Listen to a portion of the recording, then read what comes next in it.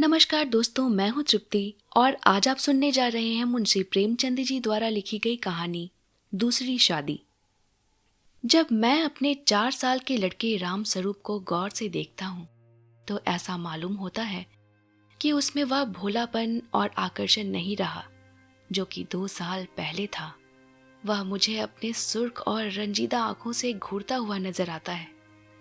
उसकी इस हालत को देखकर मेरा कलेजा कांप उठता है और मुझे वह वादा याद आता है जो मैंने 2 साल हुए उसकी माँ के साथ, जबकि वह मृत्युशैया पर थी, किया था। आदमी इतना स्वार्थी और अपनी इंद्रियों का इतना गुलाम है कि अपना फर्ज किसी किसी वक्त ही महसूस करता है। उस दिन जबकि डॉक्टर नाउम्मीद हो चुके थे, उसने रोते हुए मुझसे पूछा था, क्या तुम दूसरी शादी कर लोगे? जरूर कर लेना। फिर चौंक कर कहा, मेरे राम का क्या बनेगा? उसका ख्याल रखना अगर हो सके। मैंने कहा, हाँ हाँ, मैं वादा करता हूं कि मैं कभी दूसरी शादी ना करूंगा। और राम स्वरूप, तुम उसकी फिक्र ना करो, क्या तुम अच्छी ना होगी? उसने मेरी तरफ हाथ फेंक दिया, जैसे कहा, लो, अलविदा। 2 मिनट बाद दुनिया मेरी आंखों में अंधेरी हो गई। राम स्वरूप बेमां का हो गया।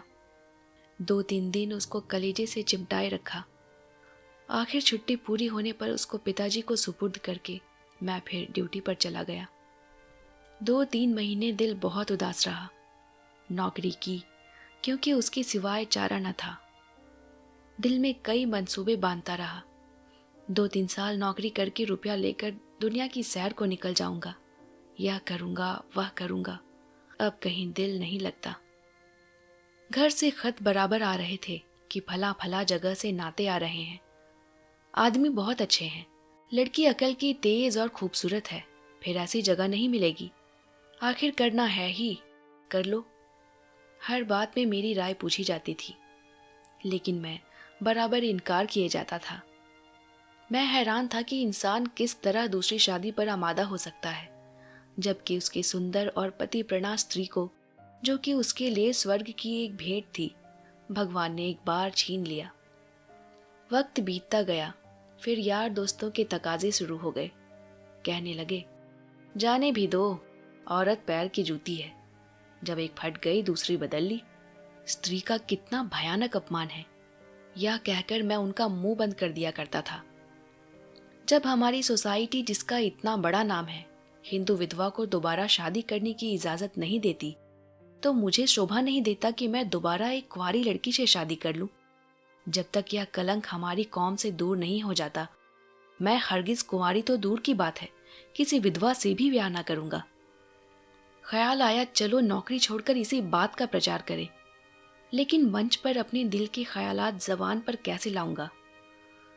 भावनाओं को व्यवहारिक रूप देने में, चरित्र को मजबूत बनाने में, जो कहना उसे करके दिखाने में हम में कितनी कमी है, यह मुझे उस वक्त मालूम हुआ जबकि 6 माह बाद मैंने एक कुंवारी लड़की से शादी कर ली। घर के लोग खुश हो रहे थे कि चलो किसी तरह माना। उधर उस दिन मेरी बिरादरी के 2-3 पढ़े लिखे रिश्तेदारों ने डांट बताई, तुम जो कहा करते थे मैं बेवा से ही शादी करूंगा, लंबा चौड़ा व्याख्यान दिया करते थे, अब वह तमाम बातें किधर गईं? तुमने तो एक उदाहरण भी न रखा जिस पर हम चल सकते। मुझ पर जैसे घड़ों पानी गिर गया, आंखें खुल गई। जवानी के जोश में यह क्या कर गुजरा। पुरानी भावनाएं फिर उभर आईं और आज भी मैं उन्हीं विचारों में डूबा हुआ हूं।